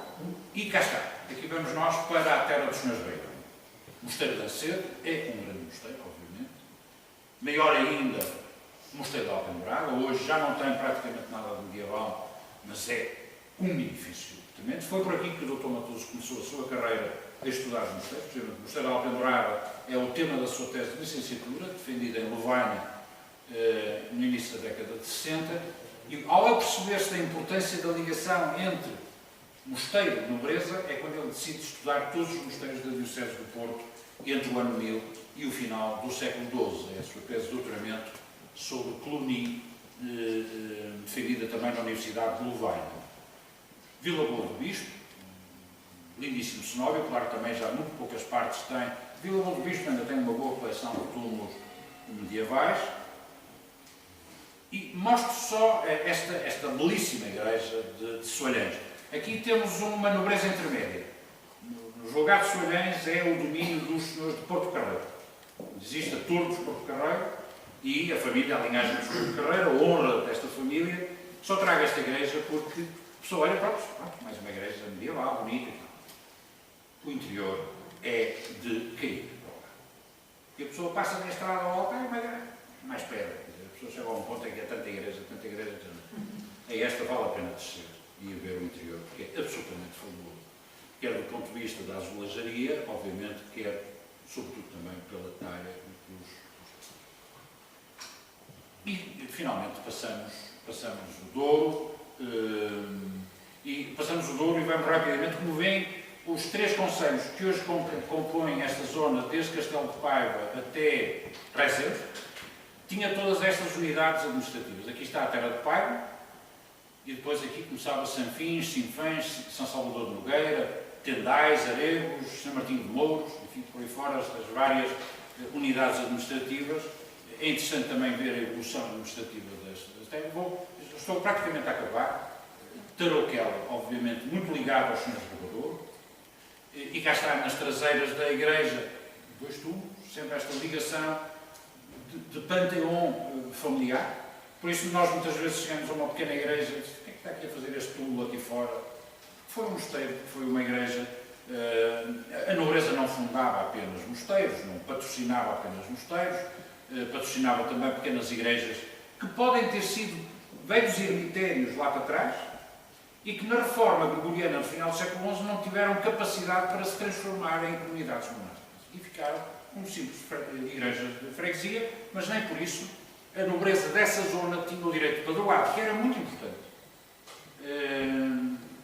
Quem hoje lida com política autárquica percebe o que seria o poder de nomear o Presidente da Câmara. Em vez de ter que esperar eleições, comprar papéis, etc. E tal, o Presidente da Câmara é aqui. É muito mais fácil. E, não estou aqui a fazer a propaganda da não-democracia, obviamente, só para dar um exemplo do que era dizer o padre desta igreja é Flor. Com o poder que isso significava, no século XII, ter alguém da sua família à frente da comunidade ou do mosteiro. São Martinho de Mouros, venham eles, não é? Porque para entrar iam-se ver um bocado aflitos, não há janelas praticamente por onde se possam entrar, e finalmente Cárcer. Cárcer é um belíssimo exemplo desta relação da margem sul do Douro com essa grande linhagem dos senhores de Douro, precisamente, e dos senhores de Baião. São as duas grandes linhagens. Os senhores de Baião, garantidamente descendem do conde Ero Fernandes, dos presores do início da Reconquista. Seguramente que os senhores de Ribadouro vão também entroncar nessa família. Ainda há um elo ou dois menos seguro, mas quase seguramente apontarão para isso. E não é por acaso que na descendência de Egas Muniz, do seu irmão e dos senhores de Baião, vão, digamos assim, ocupar toda esta bacia as famílias descendentes do Aio e do seu irmão. Os Coelho, os Cardoso, os Rezendes, todas essas famílias que são ramos os Bezerras, estão implantados aqui na zona da Beira, depois vão para Marialva, os Cardoso, os Coelho, quem são os outros também que descendem dos senhores de Ribadouro, agora são tantos apelidos. Aqui está o panteão dos senhores de Rezendes, na igreja de Cárpio. 4 túmulos, tem mesmo uma capela funerária em Cárpio. As notícias dão-nos de que Dom Afonso Henriques, de facto, foi criado naquela zona. Em 1258 conservam perfeitamente a memória de que o primeiro monarca foi criado por Egas Muniz ali em Cárpio, na honra de Cárpio. Depois do milagre, isso aí já é outra história, mas a verdade é que há notícia da sua criátio aqui nesta zona. E a questão, as cabras, símbolo heráldico dos senhores de Rezende. Não são o símbolo heráldico dos senhores de Rezende, são o símbolo heráldico dos senhores de Baião.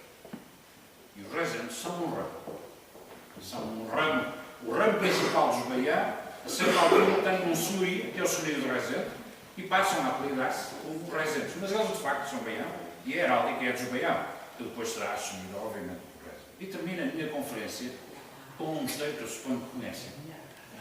E termino bem porque, de facto, não foi de uma forma inocente que coloquei o Mosteiro de Arouca no título da minha conferência, precisamente porque Arouca permite perceber bem a importância da articulação das comunidades monásticas e da aristocracia no povoamento da região. Se este mosteiro, independentemente de ser ou não antes ou depois da Rainha Mafalda, até desde o início da sua implantação, pelos dois irmãos no início do século X, que esta comunidade, sem ser com este aspecto, passou a exercer um papel fundamental no ordenamento deste território, na organização deste vale, na forma como se começou a explorar, ou se começaram a explorar estas terras, e a chamar povoadores uma terra que é, obviamente, nós sabemos, extremamente fértil. E é esse sistema de articulação que permite povoar todo o Norte Sombrio. Não há mecanismos de centralização, tal como nós hoje os conhecemos, que permita aos monarcas, em Oviedo, ordenar e coordenar a ocupação dos vastos territórios que são ocupados.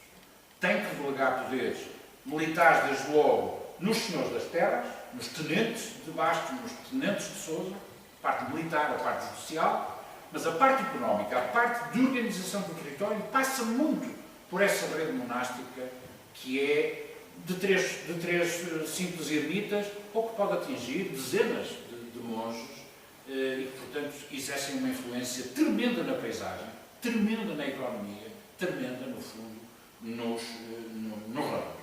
E essa é a primeira ideia. Depois, a ideia de escala. Temos que ter a percepção de que a chegada de Dona Mafalda à Arouca significou um boom de doações, um boom de importância. A professora Maria Helena Coelho e o Rui Martins, num artigo já com alguns anos, dos anos 90, mostrou como, porque é que a alta nobreza vem para a Arouca desde que a rainha aqui está. É um problema de reprodução social. No Algarve, quais são as praias mais finas? É onde está determinado indivíduo, onde estão os políticos, onde estão os artistas. É para lá que as pessoas querem ir, para ver se saem na cara. O processo é idêntico. A alta nobreza coloca as suas filhas onde está a rainha, onde estão as filhas do rei. Basicamente, o processo é idêntico. Ninguém quer, enfim, a maior parte das pessoas não conceberiam o facto de chegarem a um sítio onde ninguém os conhece. Por isso, o sucesso do Algarve. Eu costumo dizer, se eu tivesse muito dinheiro, eu tinha um sítio para fazer férias. Mas quem tem muito dinheiro quer ir, porque fora dali ninguém nos conhece, ninguém nos fotografa. Terceira ideia final, isto que aqui vemos vai ter depois reproduções. Desde logo, conhecemos Arouca e Lourvão, são os mais antigos. Mas há um caso que vai ditar, em grande medida, o declínio dos dois, que é Santa Clara de Coimbra. No dia em que a Rainha Santa Isabel, não como professa, mas como senhora de Santa Clara, ingressar em Coimbra, vamos ver uma clara rotação. O que é que está na moda? É pôr uma filha em Lourvão e Arouca? Não, o que está na moda é pô-la em Santa Clara de Coimbra, que é onde está a Rainha, nela. E, portanto, estes modelos vão se reproduzir. O Convento de Jesus de Aveiro, quando a Santa Joana Princesa for para lá, é ali que está a alta aristocracia. Portanto, Arouca, sim, é extremamente importante para nós percebermos como este modelo, que atinge o seu auge com uma Mafalda e com as gerações seguintes, ou Lourvão com Teresa, com a irmã, se vai reproduzir ao longo do tempo, mostrando bem a enorme importância, até à extinção das ordens religiosas, em 1834, deste binómio mosteiros-aristocracia. Muito obrigado.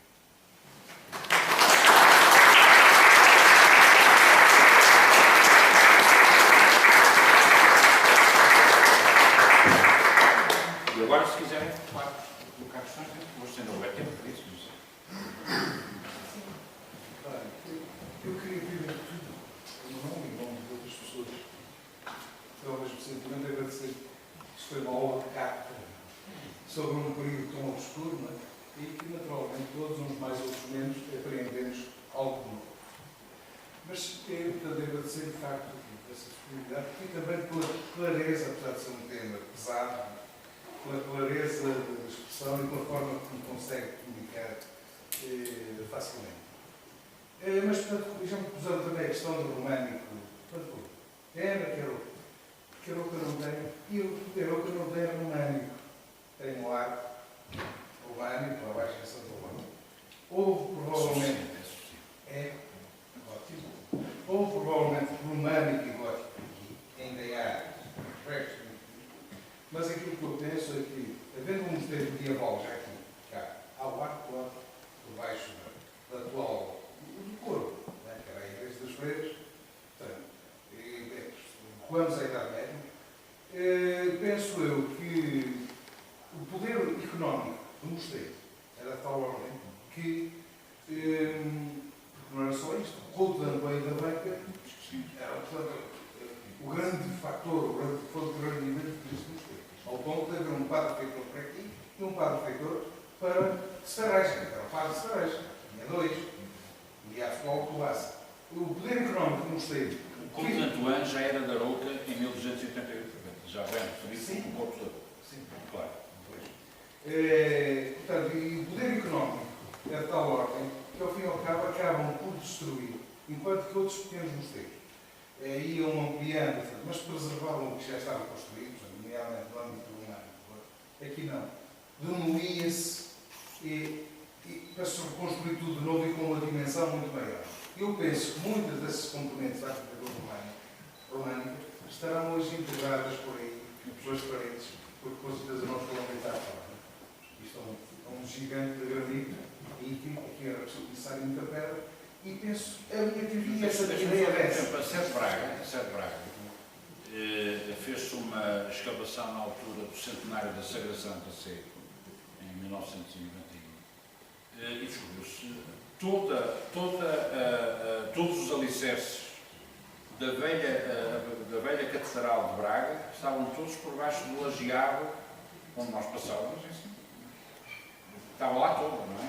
Toda a estrutura. Portanto, eles foi como se cortassem, digamos assim, não é? E se construíssem depois. Não é? E mais, até se descobriu outra coisa. Descobriu-se que a planta de Braga era para imitar a planta de Santiago. Foi idealizada para ser tão grande como Santiago. Não é por acaso que o Gelmês faz o chamado pio latrocínio, não é? Que é vir roubar as relíquias a Braga, para Braga não ter tantos peregrinos. Portanto, a concorrência, digamos assim, selvagem, digamos, é o pio latrocínio. Mas sim, quer dizer, há sítios onde se destruiu muito mais, isso praticamente se pulverizou o que havia. Aqui é um caso, de facto, de grande... desapareceu muito, não é? Mas eu não ponho de fora a hipótese de, eventualmente, uma boa campanha arqueológica em sítios bem pensados, que não encontrassem alguma coisa que permitisse. Por exemplo, em Bombeiro apareceu imensa coisa que se desconhecia por completo. E não é preciso que um conceito esteja polvilhado de elementos do período românico, não é? O que importa é que tenham alguma coisa e, sobretudo, que queiram associar-se a esse projeto, que é um projeto, a meu ver, extraordinário. Castelo de Paiva praticamente não tem nada. Deverá partir de quem? Provavelmente a Câmara Municipal. Acho que sim. Contactarem com a Rota Romana. Castelo de Paiva, que eu saiba, praticamente não tem nada ou tem muito pouco de românico. Já integraram, né? Sinfãs e representam muito mais que o superior. Portanto, eu acho que é uma pena. O que se tem feito na recuperação é tremendo. Como viram? Mais alguém?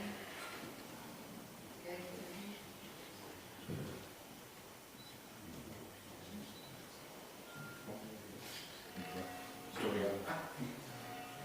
Muito obrigado pela sua disponibilidade em ter vindo cá, mas muito obrigado, sobretudo, pela belíssima conferência que nos trouxe e muito obrigado pela sua maneira de estar entre nós, pela sua maneira de falar, pela sua faculdade, que nos ajuda, que nos facilita também na aprendizagem.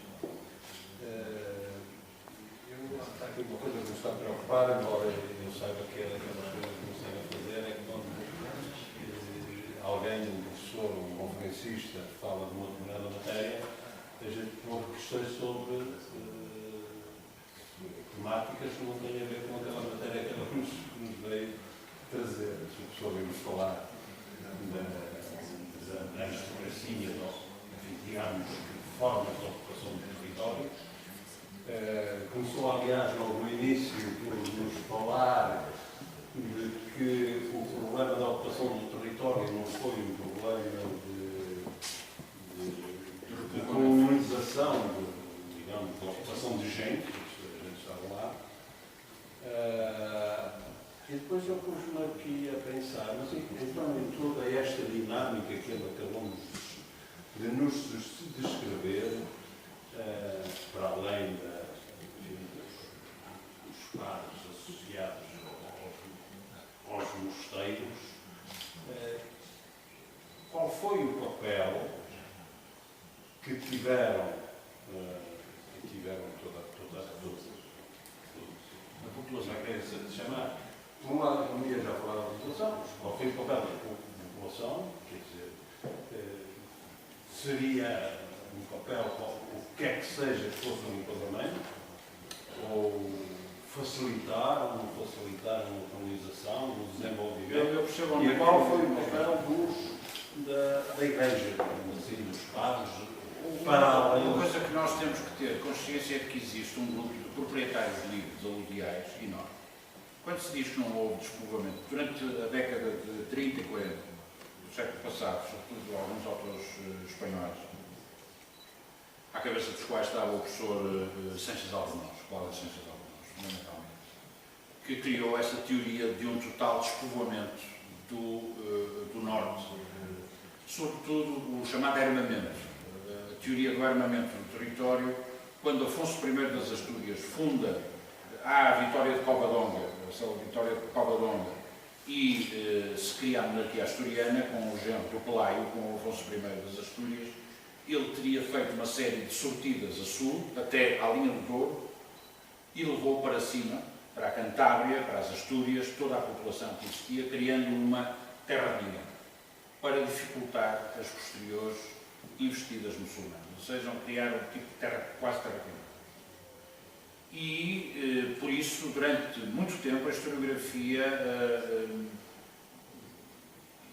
raciocinou em torno desse princípio de uma total desertificação do território. Por isso se pensava que quando se começam a fazer as campanhas posteriores de reconquista, foi preciso trazer povoação do norte para povoar esse tal deserto. Ora, isso não é verdade. E muito menos é verdade na zona do Noroeste peninsular. Precisamente onde a rede paroquial, o próprio paroquial, a própria correspondência do paroquial suério do século V com a rede de paróquias que nos aparece nos censuais do século XI, com a pervivência de muitas freguesias, ou algumas pelo menos, tudo leva a crer que de facto não houve esse despovoamento. E precisamente porque a presença muçulmana não foi tão asfixiante como é do Douro para baixo. E portanto, as populações estavam cá, o que tiveram que ser foi reordenadas de acordo com pautas de governo diferentes. Portanto, não vieram povoadores de lá de cima cá para baixo, eles já cá estão. E são proprietários livres. Portanto, há uma série também a Arouca não tem imediatamente aquela dimensão que vai ter depois, no século XIII, como é óbvio. Por isso, os bens que tem quando a sua fundação são meia dúzia de casais, tanto como provavelmente um labrador rico, aquilo que nós chamaremos de rico, um proprietário que teria numas freguesias ao lado, ou um aristocrata, ou um membro da nobreza, ou o próprio rei. Ou seja, há uma grande variedade de proprietários, digamos assim, que vão ordenando o próprio território, que vão construindo o próprio território. No fundo, o que nós vamos assistir, sobretudo a partir do século XI, é um pouco por toda a Europa, não é só em Portugal, não é só em Leão, ou Castelo, ou Aragão, são as monarquias a voltar a recuperar para o Mano Régio o exercício de poderes que tinham perdido precisamente nesses períodos mais recuados, no período feudal, no período da sociedade feudal, onde se assiste a uma privatização do exercício de direitos públicos, basicamente acaba por ser isso. A Península Ibérica é um espaço à parte completamente diferente do resto da Europa. É uma outra questão que a historiografia teima em querer encontrar na Península Ibérica a mesma coisa que se encontra para lá dos Pirineus. E não se pode encontrar nem a mesma cronologia por uma razão muito simples: a reconquista. Um estado permanente de guerra de fronteira não pode favorecer a criação de situações que se criam numa zona onde essa guerra foi afastada. E por isso os ritmos, as cronologias são completamente diferentes. Por isso, na Península Ibérica, o poder régio fortalece-se mais cedo do que noutras monarquias, tem uma continuidade e Portugal, particularmente, é um caso excepcional no contexto europeu, praticamente. Tenho afirmado muitas vezes. Claro que isto, assim, é muito forte, claro que tem matizações, tem aspectos, mas o que nós temos é um conjunto muito vasto, muito diversificado, talvez melhor dito, de povoadores, de pessoas que participam nesse processo de ocupação do território. Não é? Mosteiros, a coroa, a nobreza, pequenos proprietários, pequenas estruturas, aventureiros, que vêm também do norte, é na fronteira que se enriquece, como é óbvio, não é? E foi isso que a nobreza perdeu a oportunidade de o fazer quando Dom Afonso Henriques vai lá. Repara uma coisa, só eu creio que isto me responda à sua dúvida. Em Portugal não houve um sistema de divisão de terras por colonos nas terras reconquistadas. Ao contrário do que acontece em Castela e em Aragão, quando a reconquista avança, como nós diríamos sempre, ao Alentejo do Algarve. Não é? Ao lado, no reino vizinho, o território vai ser dividido por colonos e que são chamados repartimentos. Não é? Os reis portugueses não fizeram isso. Por isso que os únicos proprietários que encontram a subida do Tejo são ordens militares, bispados e o rei. Os conselhos, não encontra, praticamente não há nobres a sul do Tejo até à segunda metade do século XIV. Há, evidentemente, algumas famílias que começam a aristocratizar-se, digamos assim, em Évora, em alguns centros urbanos, os Pestanas, os Silveiras, algumas famílias que começam, de facto, a destacar-se. Não é? Mas vai ser preciso a segunda metade do XIV para a nobreza entrar. E entra quando? Quando o rei domina as ordens militares. Quando domina as ordens militares, a nobreza entra. Ora, isso não vai acontecer senão em Castela, no final, só com os reis católicos, no final do século XIV. Uma diferença brutal entre Portugal e Castela. Muito.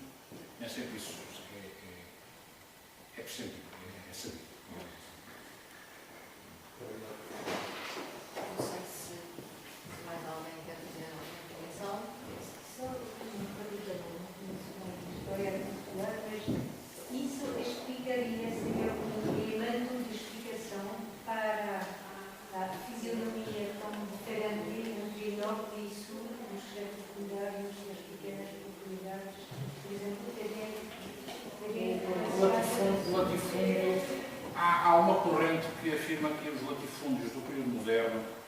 sobretudo discute-se muito na historiografia espanhola, por causa dos latifúndios na zona da Extremadura e depois da Andaluzia, se tem origem nesses grandes domínios dados pela coroa a quando da Reconquista.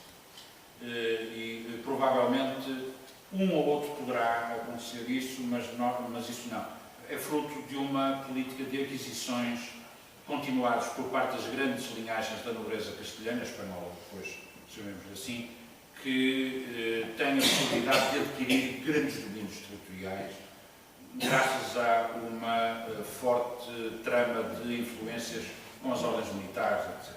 Portanto, não tem uma raiz, uma origem direta destes grandes domínios para os latifúndios do período moderno ou contemporâneo, até ao século XIX, ou até aos nossos dias, como acontece muito em Espanha. Mas sim, esta fratura que se encontra entre o norte e o centro-sul do país, o professor Matoso já o tinha sublinhado, precisamente na identificação do país. E não é só ele, os geógrafos também tinham chamado a atenção para isso, o professor Orlando Ribeiro, outros que tinham chamado a atenção para a existência quase de dois países, digamos assim, divididos pelo sistema central da Serra da Estrela, digamos assim. A norte, um país mais senhorial, mais dominado por essas estruturas da aristocracia laica e eclesiástica, e um sul mais concelhio, mais régio. Mas o que nós aqui acabamos por ver é que dizer que o norte, não há só um norte. O que aqueles mapas nos mostram é que há um norte muito restrito ao tal norte senhorial, onde de facto os senhores dominam sem apelo nem agravo, e onde os reis os deixam estar. É aí que vocês querem ficar? Matem-se uns aos outros. Mas não saem daí. Um bom exemplo é um daqueles tumulados que eu mostrei, o primeiro conde de Barcelos. O Dom Dinis podia ter dado o condado de Barcelos no Alentejo, na Beira, no sítio qualquer. À beira de Lisboa, no Algarve, como o rei quisesse. Barcelos, ele está minado por todos os lados. É como o povo numa prisão. Nunca mais tem hipótese de crescer. Porquê? Porque ao lado de Barcelos é só cotos de mosteiros e outros senhores, ou seja, ele nunca terá a possibilidade. É um presente envenenado que o rei dá. Claramente. Tu ficas aí e és o único conde, mas não tens mais que isso. E de facto nunca pôde crescer o condado de Barcelos mais do que aquilo que estava. Porque à volta só tinha senhores. Se lhe pusesse o condado de Barcelos na zona de, sei lá, da Beira Alta ou no Alto Alentejo, casamentos e alianças, a certa altura, repare que o Dom Dinis não descansou enquanto não eliminou todos os senhorios criados pelo pai a sul do Tejo. E o caso mais flagrante é o do irmão, do senhor de Porto Alegre, o infantão Afonso, senhor de Porto Alegre, tinha Porto Alegre, Marvão, Arronches e Castelo de Vido, e o Dom Dinis não descansou enquanto não lhe tirou tudo isso, dando-lhe em troca, por exemplo, Lamego, ou outras terras que tinham mais rendas por ano, mas não estavam no sul. No sul só está por rei. É essa a ideia que o monarca tinha e que levou até ao fim. Nós não podemos esquecer esse papel de política de uma clara definição do que é a autoridade régia no território. Nesse aspecto, o Afonso III, o Dom Dinis, o Afonso IV, criam verdadeiramente o Estado português muito antes dos reis que normalmente damos como os fundadores do Estado, o Dom João II e o Dom Manuel. O Estado está criado em meados do século XIII, está perfeitamente definido. Claro que depois é preciso dar-lhe pintá-lo, dar-lhe reboco, dar-lhe etc. Mas o fundamental está criado. Essa é uma das grandes novidades também da historiografia dos últimos anos, não apenas em Portugal, mas nas outras monarquias. A criação do Estado é muito anterior àquilo que se supunha mais normal, como sendo na época da fiscalidade, as fronteiras, tudo isso já está definido no século XIII. O que se reformou, por exemplo, o último rei da forais é Dom Dinis. Não se dão mais forais em Portugal até à reforma manuelina do início do século XVI. Mas porquê? Porque aquelas cartas de foral dadas desde os condes até ao século XIII já eram obsoletas para a realidade do reino na entrada do século XVI. Mas é a reformulação e digamos, a modernização desses textos à realidade. Agora, nenhum rei depois de Dom Dinis deu uma carta de foral. A rede de conselhia está criada em 1324. Não é preciso criar nada. E essas coisas nós nem sempre temos bem a consciência desses avanços e desse Portugal já muito bem estruturado que nós temos desde meados do século XII. Não sei se respondi à sua questão. Muito obrigada. Obrigado, Sr. José. Muito obrigada à Real Universidade pela assistência do espaço. Muito obrigada pela presença.